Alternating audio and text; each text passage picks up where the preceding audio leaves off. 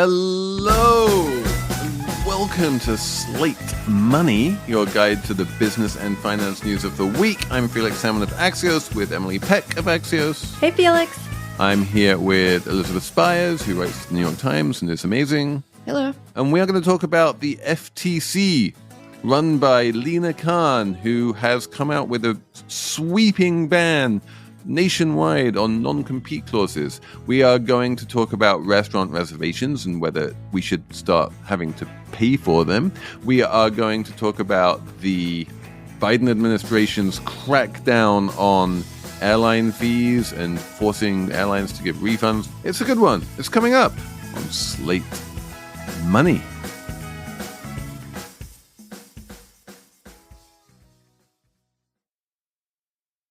Emily, we had massive news this week. What is it? So this week, after more than a year of saying it would do this, the Federal Trade Commission announced a rule banning non-compete agreements in employment contracts. Those are the agreements that you have to sign, or some people have to sign, 30 million estimated workers have signed, that say, if you leave your job at your current employer, you can't go work for a competitor for a certain amount of time, or you can't go work for a competitor within a 50-mile radius. They used to be used mostly for executives, but in more recent years, employers have really gotten into non-competes, using them famously for the sandwich maker Jimmy John's, use them. A lot of doctors are subject to non-competes, and nurses and other kinds of healthcare workers. And, you know, as the years have gone by, people have really started to complain about them. And the FTC is saying, you know, they make it harder for, you know, workers to take new jobs, to get raises. They blunt competition between firms for workers, and that helps keep wages low. So yeah, this week they put out this rule banning them. It's supposed to take effect in 120 days, which would be in about August. And at that time, if you have signed one of these agreements, it would be voided. Unless you are a senior executive making more than, I think it's $151,000 a year, then you still have to abide by your non-compete. But going forward, even those executives can't be subject to them anymore under this rule. And the senior executives who are still bound, do they need to be executives, or do they just need to be paid more than $150,000 a year? Really good question. Yeah, they not only do they need to be paid more than $151,000, they also need to have policy-making responsibilities at the company they work at. So if I'm like a hedge fund trader or a bank trader or something like that, banks famously have this thing called gardening leave, where you can't start a new job for a certain amount of time.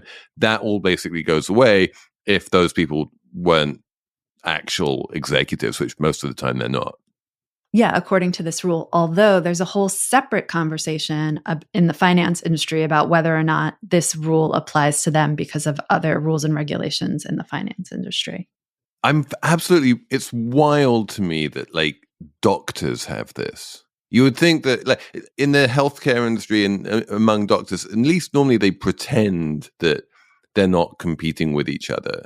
But they're like, oh, you can't compete. Yeah, it's really wild. I mean, I have spoken to some doctors, and they're basically stuck a lot of times because in a lot of places in the country, it's maybe one or two, you know, big companies that own the hospitals in an area. And these doctors really get stuck. Some of them wind up moving because the non-competes will restrict you to, you know, you can't work for a competitor within 50 miles or something of here. So a lot of people wind up moving for new jobs. The doctor use case really exposes the extent to which non-competes have really just been used to lock workers into jobs.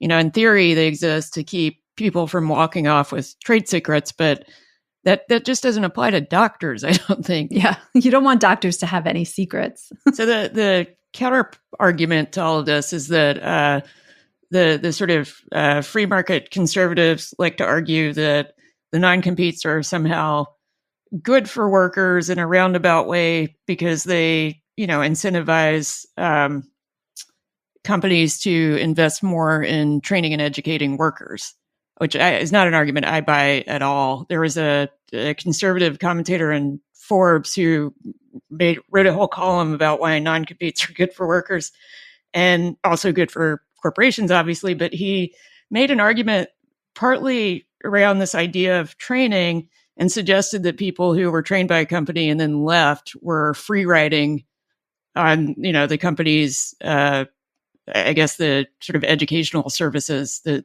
they were providing, which completely contradicts my understanding of what free riding means, because there's, in theory, the company is getting a higher quality of work, or more sophisticated quality of work, ostensibly without paying more for the labor. Right. Companies can also keep those well-trained employees by offering them more money, to stay with them. It just will cost a lot more. And I think that's why employers don't like this change, because it will cost them more to retain workers. That's sort of the bottom line. The more rational defense is that companies don't want workers running off with trade secrets to competitors. But I'm not even sure that holds up, because running off with a trade secret to a competitor is still a problem, even in the absence of non-competes, and there's still recourse for it, non-compete or no. Right. It's still illegal to run off with the trade secrets. That's why trade secrets and IP law exists. And you can also have employees sign non-disclosure agreements if there are particular things, you want them to keep quiet about. You can also incentivize people to stay with different kinds of compensation plans and benefits. That could also work. There definitely are workarounds. The obvious thing to note here is that California has made non-competes unenforceable forever now, and it's basically the most economically vibrant state in the union. So we've tried it. We've seen it in California. It seems to be fine. There doesn't seem to be any problem in California with banning non-competes. So in principle, it should be fine. Although in practice, Emily, there's going to be a whole bunch of legal challenge to this. Oh, yeah. So the day after, so the FTC announced the finalized rule Tuesday. On Wednesday, the Chamber of Commerce and the Business Roundtable filed a lawsuit against the FTC in court in Texas, of course, before this judge who has already batted down some other Biden regulations and such. And they are trying to keep this rule from ever taking effect. And I think they have a shot. The judge, like I said, who they're up against, has already batted down some other Biden stuff. The eviction moratorium comes to mind, CFPB rule in another case, and even some former FTC people that I've spoken to say that this was a really big swing from the agency. And yeah, it's not really clear it's going to hold up in court. There's this thing now called the major questions doctrine, which says if there's a major question that a regulation involves, then Congress has to be explicit and has to be the one making the new rule, and that a regulator can't do it if it's a really big thing, like the student loan relief that Biden tried to pass that the Supreme Court knocked down. So the term major questions is in the chamber's lawsuit and in a lot of the quotes about this. And yeah, I don't know if it's going to make it through these court challenges. Yeah, it's major questions is a very fuzzy legal concept, though, and there's a lot of gray area, and the political impetus behind it, agencies of power and the executive of power. I don't know how it really holds up in practice, though. I mean, there's not a lot of, I think, direct precedent for something like this, being reversed on a major questions basis. Well, I mean, the major questions doctrine is relatively new, but the principle that legislation should come from the legislature and not from the executive branch is, I think, relatively intuitive, right? Mm-hmm. It's relatively intuitive. And in places like California, when California wants to ban non-competes, it passes legislation to that effect. If you want to ban evictions, you can ban evictions, but you want a law to that effect. Getting the Centers for Disease Control to do it is a little bit weird. And I think what we're seeing is a bunch of these things coming from the executive branch because the legislative branch is so completely OTOs and they can't pass anything. I think this Congress has passed fewer laws than any Congress since, the 18th century or something. And that's, I think, a big problem, that we do have a Congress that seems to be incapable of passing anything. And that is placing more and more onus on the executive branch to do stuff. And in an ideal world, we would see a much more active legislature debating laws and passing laws. And I do feel like this solution is the second best solution. I would personally prefer to see this coming from Congress as well. Yeah, all that said, the Federal Trade Commission is supposed to regulate competition. And when there's unfair competition, it's supposed to combat it. And literally this thing is called a non-competition clause. Like it couldn't be more squarely in the purview of the FTC, right? But yeah, the chamber and the business roundtable are like, this is too broad. This should be lawmaking. But I mean, regulators have long taken, whatever their agenda or mission is and created rules around their agenda or mission. It's actually not like outside the bounds. I think it's just in this new environment, this new very conservative environment where there's a lot of, moaning about regulatory overreach that we're now like, maybe it is a regulatory overreach. Well, also, Lina Khan has really used the limits of the agency, to great effect. I think historically, the FTC has not been this aggressive or, in some ways, this powerful. Yeah, it's been, I think, 50 years since they've set any kind of like nationwide rule in this proactive way, rather than just, going after individual deals as anti-competitive. They have taken action against companies for abuse of non-compete clauses in the past, but nothing this broad, obviously. So this is very much Lina Khan flexing her muscles. Yeah. Oh, yeah, this is. And I was just doing some reporting maybe for a story next week looking at, how the FTC and the Department of Justice both, and we've talked about this before as part of, Lina Khan and hipster antitrust, they're looking at when mergers happen or anything happens. They're not just looking for what are the harms to consumers, but how does this lack of competition harm other kinds of classes of people and things? Like, how does it harm specifically workers, right? Because non-competes, you could argue that they harm consumers, but they definitely harm workers. Or like we talked about the Penguin House, Simon & Schuster deal that the FTC sued to stop. And the argument there was that it harmed authors. It's also trying to stop Kroger and Albertsons, the grocery stores, from merging. And that there's an argument there also that this would harm workers because there would be fewer employers, trying to hire them. So they won't have to compete as much on wages anymore. Isn't this an argument that applies to literally every merger? Like how does this not apply to every single merger? In the sense that every single merger reduces the number of employers who are competing for workers, and therefore it's bad for workers. That's a good question. And one thing, I don't know how to answer it, but I can tell you that unions, which we think of as, organizations that have workers' interests, forefront, right? They don't always oppose mergers. They sometimes support mergers because they think if their employer is bigger and on more solid financial footing, then they're better off. So there are people who think that mergers are good for workers, actually. Or can be. Yeah, as an employee of Axios, I can say I am happy that we were acquired by Cox, and Cox has lots of money, and I feel like that places Axios on a stronger financial footing, and it's probably good for us as employees. Yeah. Or, there was the JetBlue Spirit merger that did not happen. And I think the Spirit employees wanted the merger to happen because they were like, if it doesn't, we will lose our jobs. So it's good for us. Just to go back to the non-compete issue, though, the FTC does have a good business case for eliminating non-competes, and they've tried to quantify it by noting that elimination of non-competes would increase new business formation.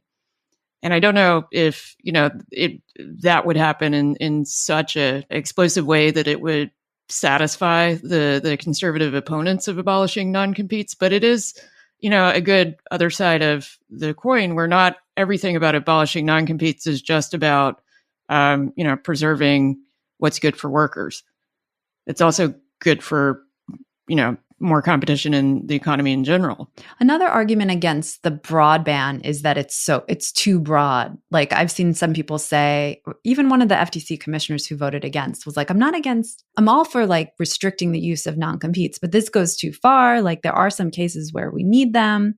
This doesn't give us any flexibility, like for, higher paid employees and things like that. What do you say to that? I think that there are other ways to thread that needle. I mean, what are the concerns there? If it's, people leaking trade secrets, that can be enforced by things that are not non-competes. Right. What would be the argument for non-competes as opposed to narrower instruments? I don't know. I feel like non-competes, they're not that common globally, and it's entirely possible to have a vibrant capitalist economy without them. So, I'm not super worried. I do understand that, like, it's natural to me that the Chamber of Commerce and people like that will oppose it because it's a way that they keep wages down. But I think that's really, like, ultimately the fight here is that employers like it because it's downward pressure on wages, and the FTC doesn't like them because it's downward pressure on wages. Yeah. Yeah. Betsy Stevenson had a good column in Bloomberg, and she's basically like, the reason companies want non-competes is that they give them more bargaining power, and without them, they have less bargaining power.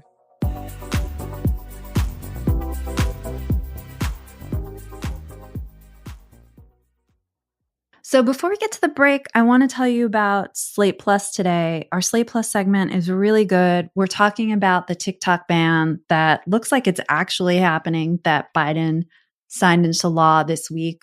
So if you're a Slate Plus member, you'll get to hear that at the end of the show. If you're not a Slate Plus member and you want to hear that, you should sign up. Also, you won't have to hear ads, and you'll have access to a lot of other great Plus stuff, like unlimited access to all slate.com content, members only newsletter. And did I also already mention the ad-free part on the podcast? That's truly amazing. Unless you like my ad reads, then by all means, don't sign up. But I think you should.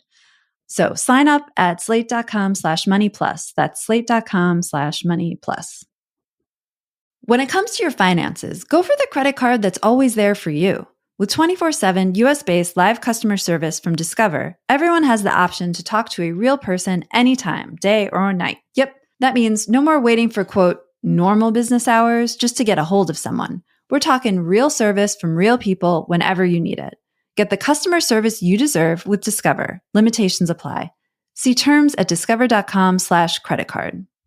This episode of Slate Money is brought to you by Wondery, which is a podcast company, and it makes a podcast called The Best One Yet, and it is a daily podcast hosted by Nick and Jack, who serve up 3 of the most interesting business news stories every day, and why you need to know them in just 20 minutes.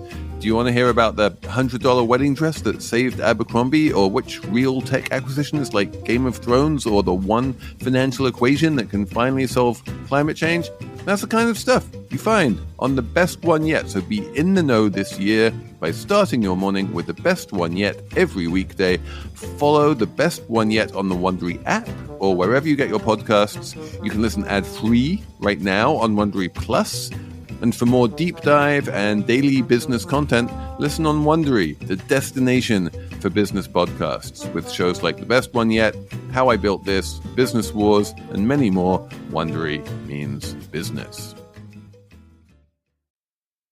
Guys, enough policy wonkery. I want to talk about restaurants. Yay. I want to talk about this wonderful New Yorker article about the secondary market in restaurant reservations.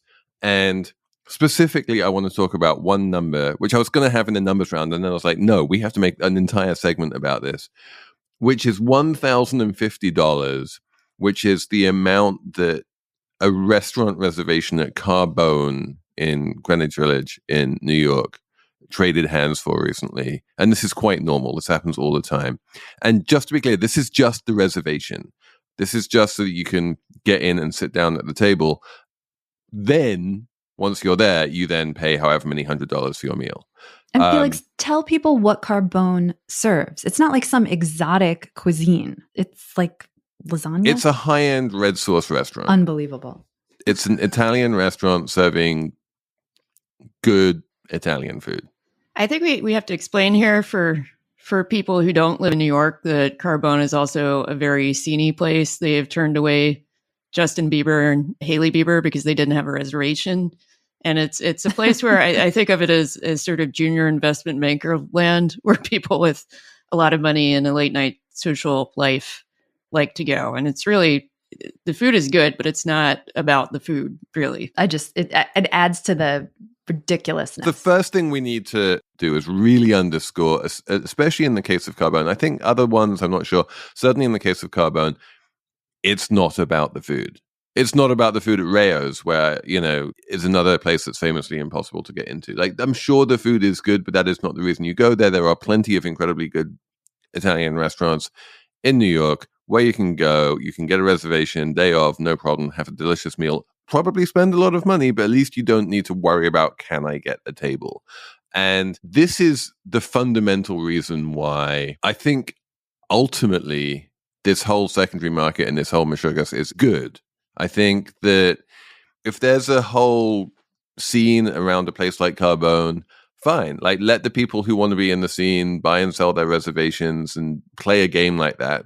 And then the people who have no interest in that scene and just want to have a decent meal, they can still get a decent meal at any number of places without any problem. And this is a great way of separating the two. And then the people who really care about being part of the scene are the ones who become part of the scene. And it works. Like, I think it's all good. I don't know. I think it's kind of not great, because should we explain how it kind of works? Basically, there are these reservation sites sites that are, quote, democratic, like OpenTable and Resi, and you can go there and get reservations. But what happens is people basically like hack those sites. So as soon as reservations become available for a restaurant, a trendy restaurant like Carbone, they swoop in and book all the tables and then sell them on the secondary market for, like what Felix said, for like $1,000, hundreds of dollars. That just seems like, is that a good market? Is that a productive market?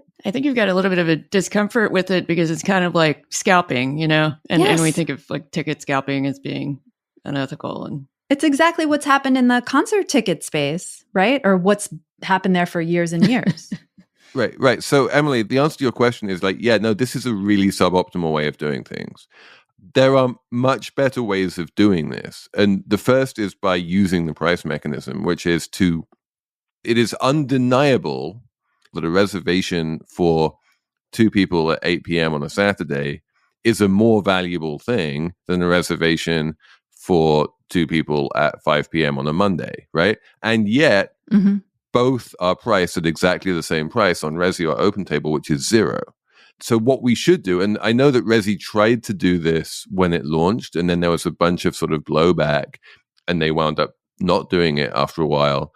But like, what we should do for restaurants which are regularly selling out their reservations and have no problem filling up is just embrace reality and say, look, the reservations at hot times you have to pay for.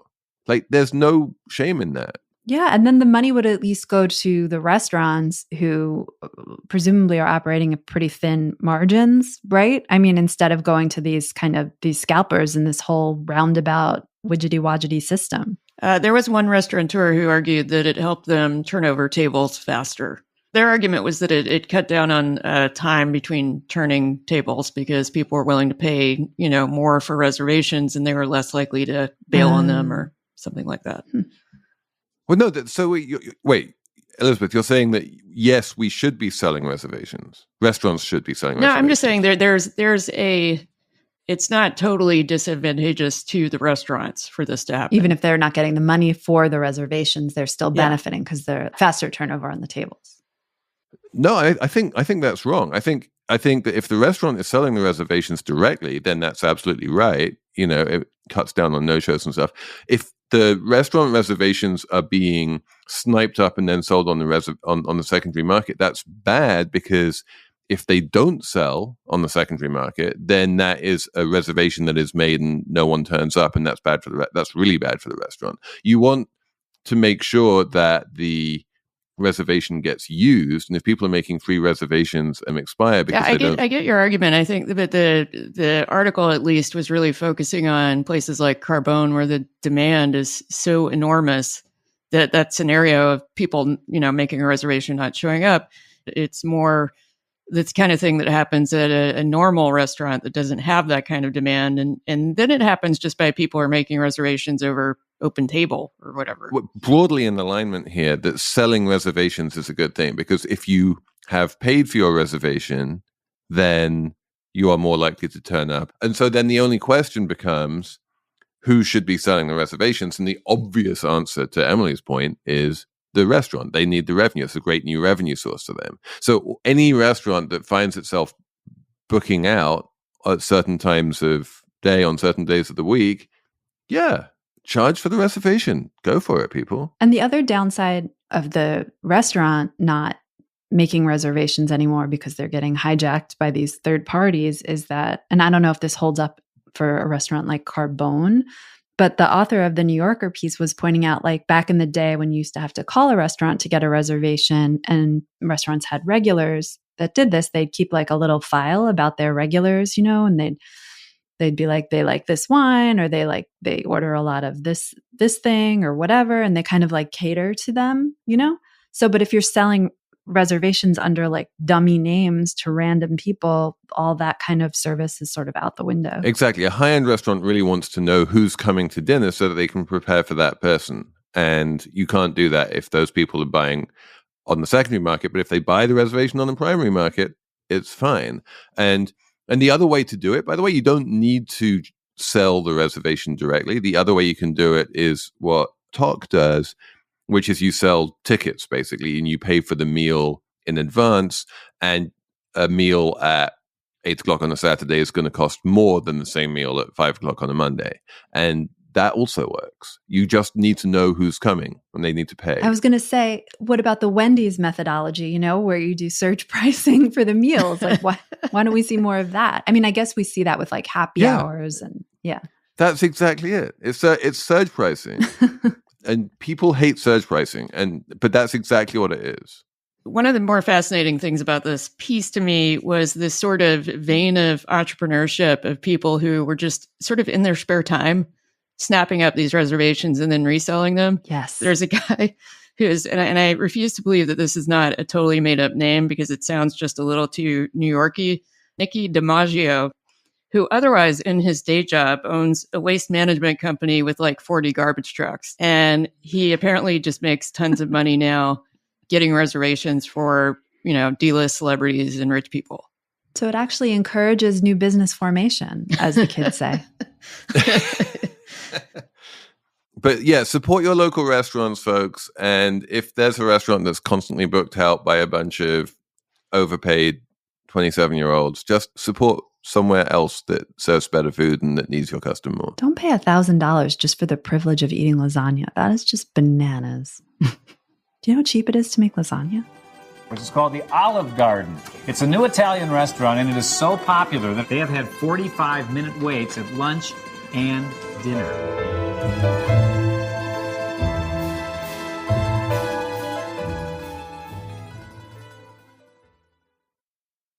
Are you selling? A little? A lot? Shopify helps you sell basically anything. It is the global commerce platform that helps you sell at every stage of your business, from launching your online shop to opening up a real life store to, oh my God, I just hit 1 million orders. Shopify is there every step of the way. It will help you grow. Doesn't matter whether you're selling scented soap or outdoor outfits. They help you sell everywhere. Name the country you want to sell, they will help you sell in it. They are Canadian themselves. They understand this is a whole big world. It's not just America, people. Sell your stuff from an all-in-one e-commerce platform that even has an in-person point-of-sale system. Whatever you're selling, Shopify's got you covered. They even now have this thing called Shopify Magic, which is an AI-powered all-star which will help you sell even more with less effort. And they have award-winning help to support your success every step of the way.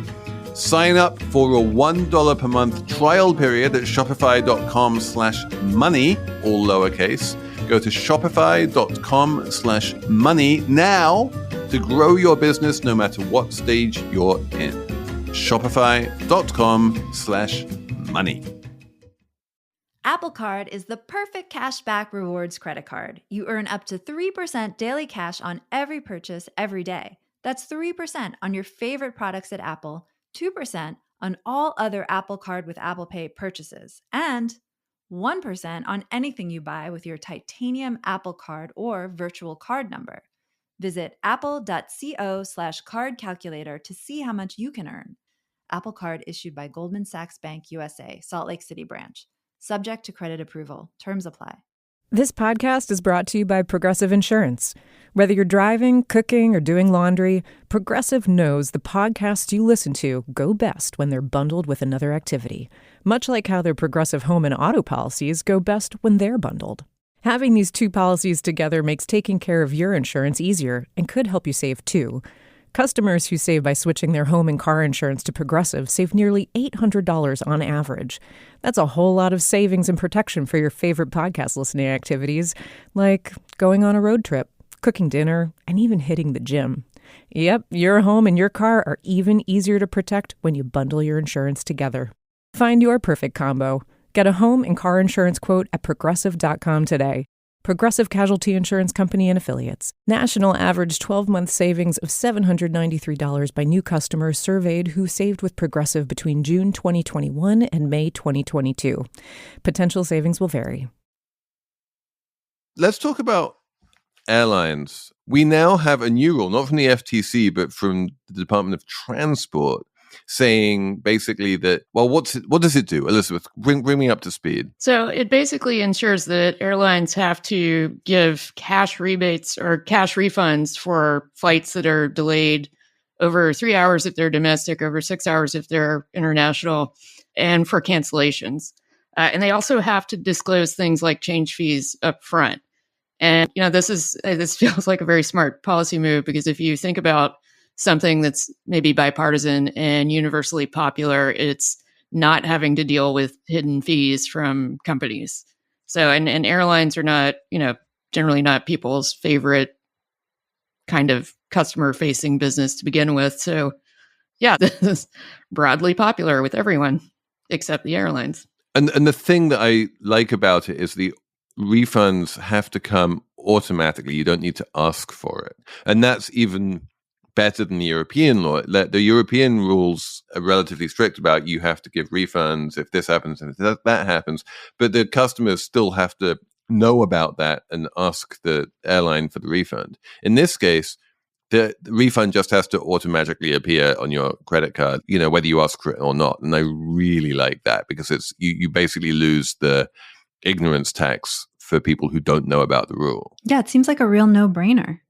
The only thing I would say to Elizabeth's point about it's good politics is that it's the kind of thing that people won't even really notice or credit to the administration, because it's kind of small ball, right? Yeah, this is why, Democrats should just run a whole ad on it, but they won't. There's a lot of assumption that when the administration does stuff like this, that people just know. And I think it's something that people will kind of notice in the background, but not really think too hard about, why it's happening or who gets credit for it or anything like that. Mm-hmm. So is this one also going to face legal challenge in Texas? Probably. Really? A lot of the Republican strategy right now is just obstructing everything that Democrats do that might be popular. I don't think that there's a lot of political capital for people to obstruct it in order to, publicly demonstrate that they are. But, there is a strategic reason to do it.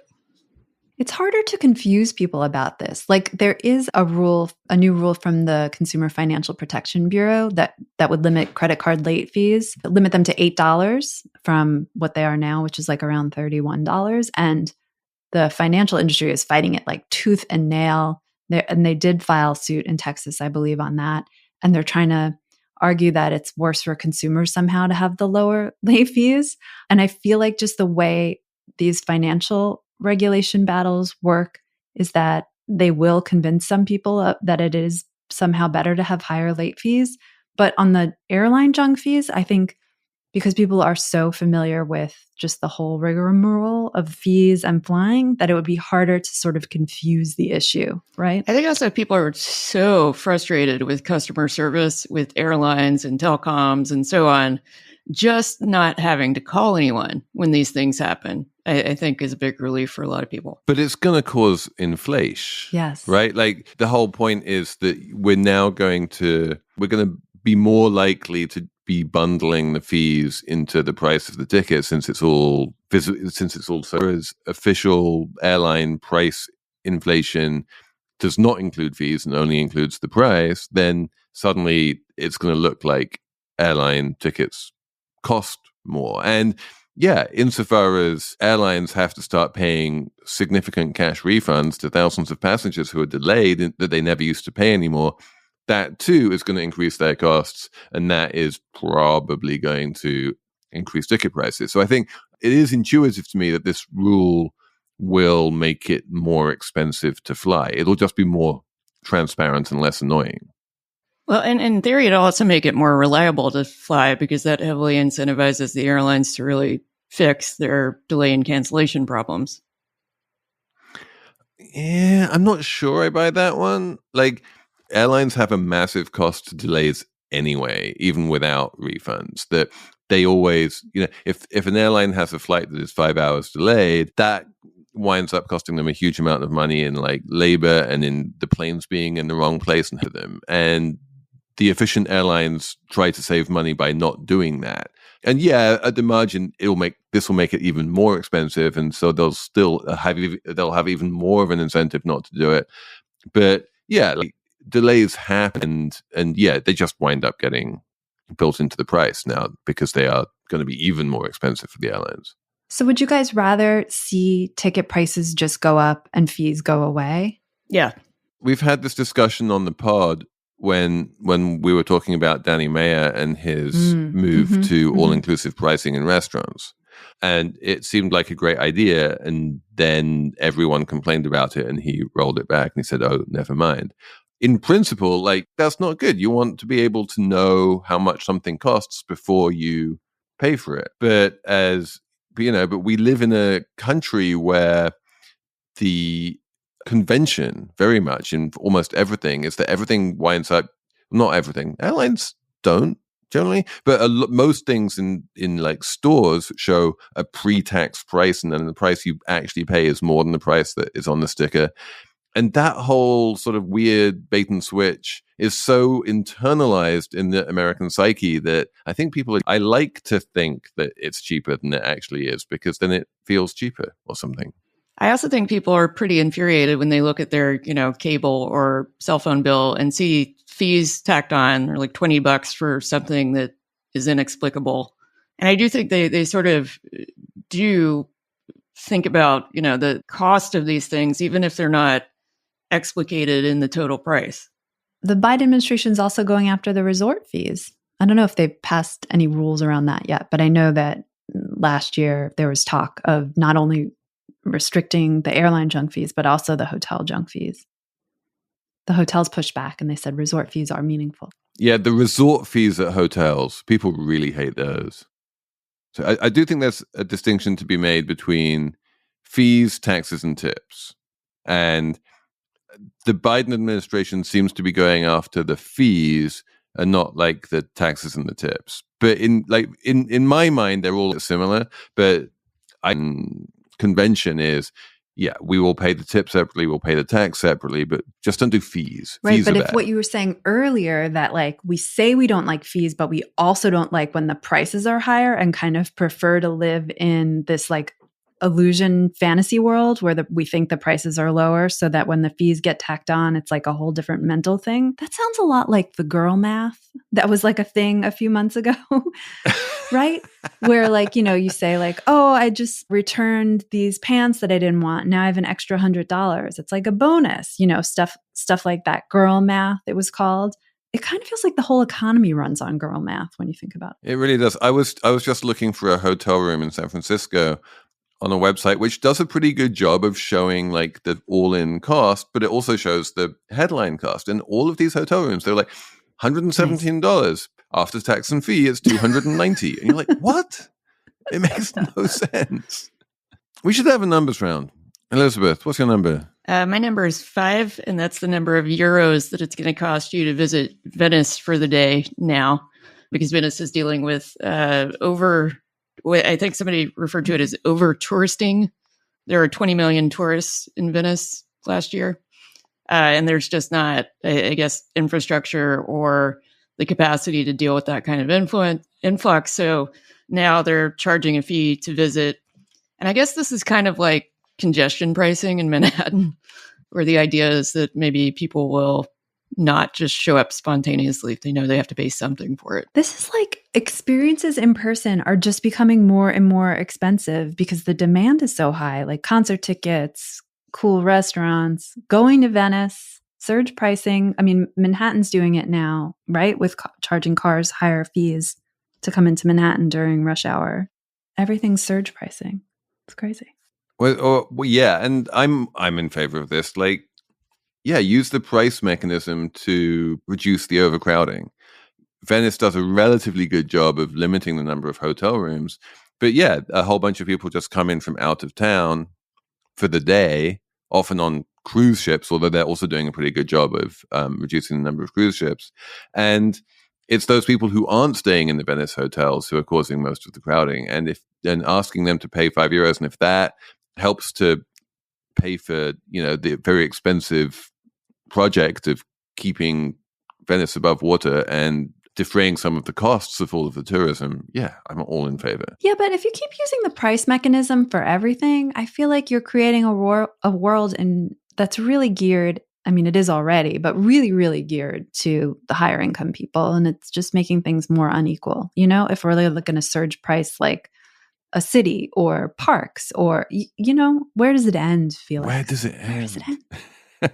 It's a slippery slope. Yes, a slippery slope. People are saying that. More and more people. My number is 1.6%, which was first quarter GDP growth, which was way lower than we've been seeing in the past couple of quarters. In Q3, it was 4.9. In Q4, it was 3.4, and now it's 1.6. Like, I don't know. Maybe all of these rate hikes are finally having an effect? Could be.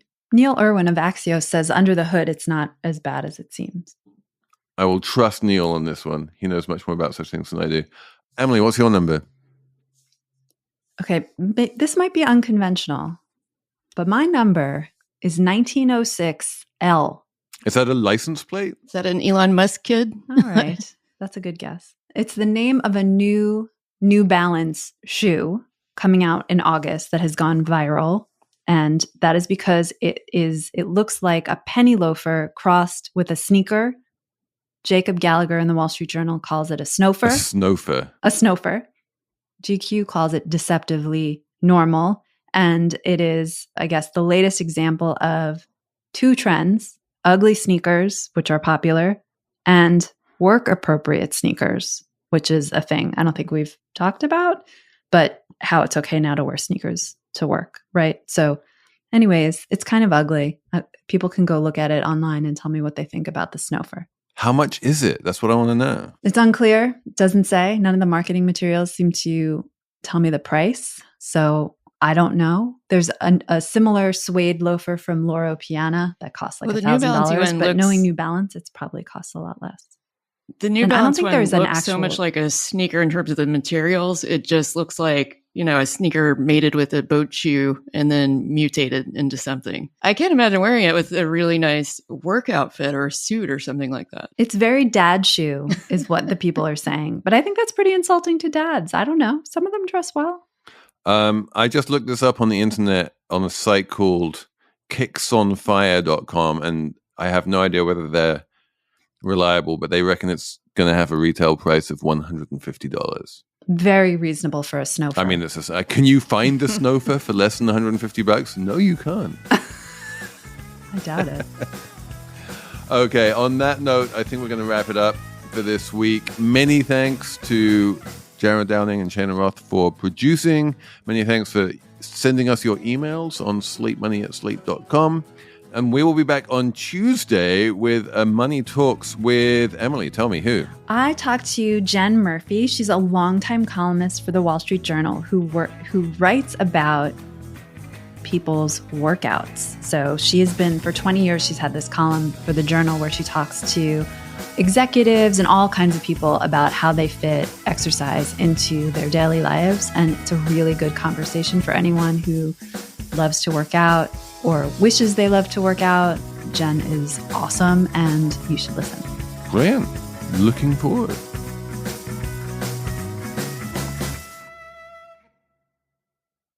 We all have that friend who wakes up early to go get everyone McDonald's breakfast, while the rest of us sleep in. This is your sign to thank them. And if you're that friend, this is us saying thank you.